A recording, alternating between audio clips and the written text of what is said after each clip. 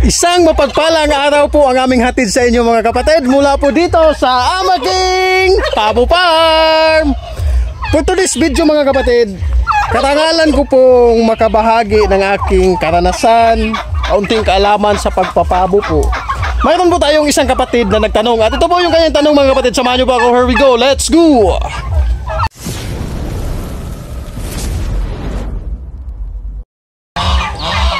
Ito po yung tanong ng ating kapatid. Nag-message po siya sa akin. Ayon sa kanya, good AM, napanood ko po ang mga YouTube nyo, Huri Pabo Farming. Ayan, napanood niya raw yung YouTube ko po patungkol po sa Pabo Farming. May mga katanungan po ako, sana po ay matulungan ninyo. So, nagtanong siya sa akin mga kapatid, through personal message. So, sinagot ko na lang sa kanya. Sir, gagawan ko ng video. So, bilang sagot sa kanya, gagawan ko na lang para content ko po dito sa aking channel at sa aking personal account. So, dito tayo mapupasok mga kapatid. Kasi yung kanyang tanong is related kasi dito eh. So, takpan natin saglit yung kaunting pintuan ni Ambaking. So, ang kanyang unang tanong mga kapatid, meron po siyang tatlong tanong dito. Babasahin po muna natin. Paano po maiiwasan mag-away ang dalawang lalaking pabo? Kasi may bago akong binili lalaki pabo. Nung nakita nung lalaking pabo, lagi silang nag-aaway. Yun yung kanyang unang tanong. So yung pangalawang tanong niya naman, okay lang po nagupitan ang pakpak para di lumipad ng mataas. Ang pangatlo, araw-araw po ba ang paglalagay ng bait sa tubigan nila? TY po. So, dito po tayo mauna o ito po yung unang sasagutin natin, yung kanyang unang tanong. Paano po maiwasan na mag-away-away ang lalaking pabo? So, ito po, ipapasiuna or sasabihin ko talaga sa inyo mga kapatid. Reality na po yan sa mga lalaking pabo na mag-away-away. Kahit magkasama po sila sa loob ng kulungan. Mas lalong pinakadelikado po pag kukuha po tayo ng ibang lalaki sa ibang farm tapos ilalagay natin dito sa ating pabuhan. So ganito po yan sir. Kung sakali man o para po ito sa lahat, kung sakali man balak nyo po o gusto nyo magdagdag ng lalaking pabo sa inyong farm, mas maganda po either siya po yung pinakamatanda na idadagdag mo dito sa pabuhan, tapos bata yung kanyang kauban o kasama, or else bata po yung kukunin mo doon sa ibang farm na sa mga 4 months. Ayan, sakto 4 months kasi hindi pa po yun matapang, idadagdag mo dito sa iyong pabuhan. Kasi kung purong barako na po talaga yung iyong kukunin, for example si Joro, ito yung lalaki mo, magkukuha ka ng ibang barako sa ibang farm kasi gusto mong mag-upgrade or else kulang. Pero ganun talaga eh, mostly talaga kukuha kasi pagpalagay natin maliit si Joro, naliliitan ka, kukuha ka sa ibang farm ng malalaking lahi tapos matured na po siya. Pagkarating nun talaga dito sa pabuhan mga kapatid, posible po talaga yung magpapatayan at 100% mag-aaway po talaga yan kasi nga kikilalanin pa nila kung sino yung alpha sa kanila. Paano kung puro matatanda, matatapang na po yun mga kapatid. Magpapatayan po talaga yan. Ang mahirap pa, yung isa sa kanila is madisgrasya, masabit or kakapusin ng hininga, maluya. So posible po talaga. So hindi na po talaga natin maiiwasan na mag-away-away po sila. So ano na lang yung iisipin natin? Ang gagawin natin is dapat kung kukuha tayo sa ibang farm, isaisip natin na magpapatayan na talaga sila. So ano yung maaari natin gawin? Either kukuha po tayo ng bata para nang pag siya'y tumanda, ipapalit natin sa existing natin na barako, or else i-move out natin yung ating barako at papalitan natin ng bago. Yun talaga. Ilang bisis ko na po yung nasubukan dito sa akin. Ang ginagawa ko talaga mga kapatid is either ipo-pull out ko o kukuha ako ng bata na pampalit. Ayan. So malayo pa lang yung actual na pagpapalit mo ng barako, dapat nakaplano na po talaga yan mga kapatid. Huwag po talaga kayong kukuha ng barako na may existing na po kayo. Ayan. Okay lang kung bata yung idadagdag ninyo kasi hindi pa po yun papatol, hindi pa po yun makikipag-away.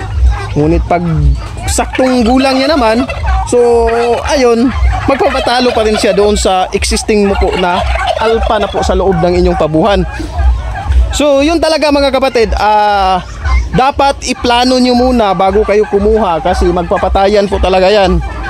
Basta mga barakong pabo na po talaga. So dito sa akin, ang ginagawa ko, kagaya dito, may dalawang barako ako. Si Juro, tapos itong kanyang backup. So yung kanyang backup mga kapatid is anak niya na lamang po ito. So ito po kasi yung ito po yung tinira ko nung nakaraang December. So ang nangyari is alpha pa rin si Juro. Hindi po yan, kumbaga natatalo po talaga yan ni Juro. Kasi nga huli yan bata yan mas matanda yung si Juro. So mas priority talaga sa pagkasta si Juro. Kung busy si Juro doon sa kabila, saka pa lang siya nagkakasta dito. Ayan po yung reality po pagdating po sa barako. So ang pinakamainam talaga is ayun, kung magpapalit po tayo, dapat alisin yung existing. Kung magdadagdag man tayo, dapat yung bata para hindi po siya, para matatalo po siya sa existing na barako sa loob ng inyong pabuhan. So sana po nagabigay po yun ng kaunting impormasyon kapatid doon po sa unang tanong. Sa pangalawang tanong, okay lang po nagupitan ang mga pakpak para di lumipad ng mataas. So ganito na naman. So lumilipad kasi yung inahin, lalo itong barako, hindi ito. Hindi yan lumilipad yung barako pag, lalo na pag ganito na. Nasa baba lang po talaga yan, palakad-lakad. Ang mga problema lang, ang malakas lumipad is yun pong mga dumalaga. So pwede lang naman yang gupitan mga kapatid. Kaya lang, mayroon kasi yang malaking bagay na nagagawa sa kanilang katawan. Lalo na kung hindi po kayo gumagamit ng incubator. Ayan, yan po yung panglukob sa itlog. Yun po yung pinakagamit talaga. Tapos yung pangalawang gamit niyan mga kapatid, dito ko lamang po ito na experience na nag-alaga na po ako ng mga upgraded yung mga hybrid turkey ko po doon, broad-breasted. So yung pakpak nila mga kapatid, nagagamit po nila yan pang-balance. Ayan, yang 11 kilos mahigit mga kapatid, pagpapatong po yan sa tag 4.5 kilos, yung dumalaga pa lang na upgraded 4.5. Kapag puputulan mo pala yan mga kapatid, para po silang ma-out balance. Ayan. So ano po yung dapat natin gawin? Ito nga, kung atin lang lalawakan yung ating pangunawa, bakit yung pabo yung ating isasakripisyo? Problema, malakas lumipad. Taasan natin yung net. Tapos ano pa? Umaakyat kasi sila sa mga puno. So putulan ng kaunti yung puno, yung mga nasa gilid ng bakod. Putulan para hindi po sila makaakyat dito. Doon. Pero dito, ayun kagaya nun. Di ba? Ayun. Sinigregate ko kasi itong mga babae, mga breeder at mga dumalaga. Tapos yung mga dumalaga, malakas po yung lumipad. So yung ginawa ko, naglagay ako ng bakod. Ayan net sa itaas ng bubong para hindi siya makatalon dito sa kabila. So hindi po natin dapat ang pabo ang mag-adjust. Tayo kasi yung may tawag dito tayo yung may malawak na pangunawa kaysa kanila. Tayo po yung mag-a-adjust mga kapatid. Gawa natin ang paraan. Yun po yung masasabi ko patungkol po sa pangalawang tanong niya.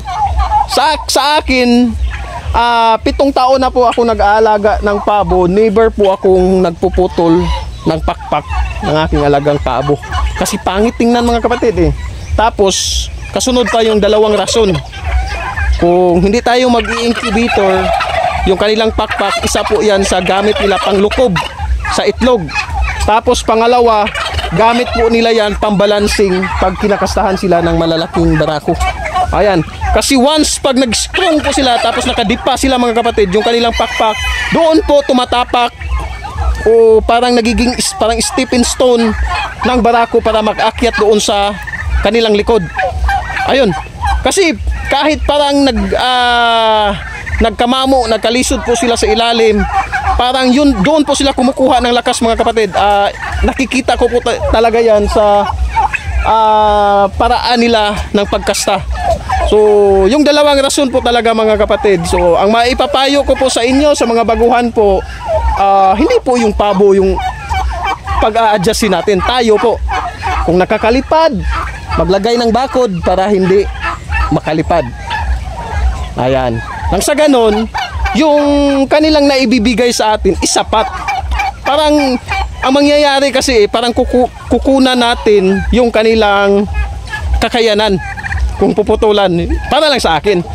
Pero ayun nga, inuulit ko po sa inyo, sa 7 taon ko po sa pag-aalaga ng pabo, never po akong nagputol ng pakpak ng aking mga alagang pabo. So dito naman po tayo sa pangatlong tanong ni Sir. Araw-araw po ba ang paglalagay ng bits sa tubigan nila? So depende po yan kapatid. Pero mostly sa mga na-experience ko po, sa mga kapwa ko po breeder yung ginagawa, kung may guide naman talaga yung vitamins mga kapatid, kung kailan i-apply, daily ba o weekly. Depende kasi yan sa vitamins na gamit natin. So basahin na lang natin yung guide. Pero sa akin dati, ginagawa ko, may vitamin sa umaga, sa hapon wala. Pwede rin. Sa umaga ngayon, may vitamins, sa hapon wala, bukas plain. Tapos sa susunod na araw na naman, maglagay ng vitamins. Depende po. May guide naman po yan kung anong vitamins po yung ating gagamitin. So yan lamang po yung aking maibabahagi at may sasagot doon po sa 3 tanong ng ating kapatid. Hindi ko po sinasabing tama lahat yung sinabi ko, ngunit yun lamang po yung nalalaman ko sa ngayon at naobserbaran ko po. So nasa sa inyo na po kung ano po sa tingin ninyo.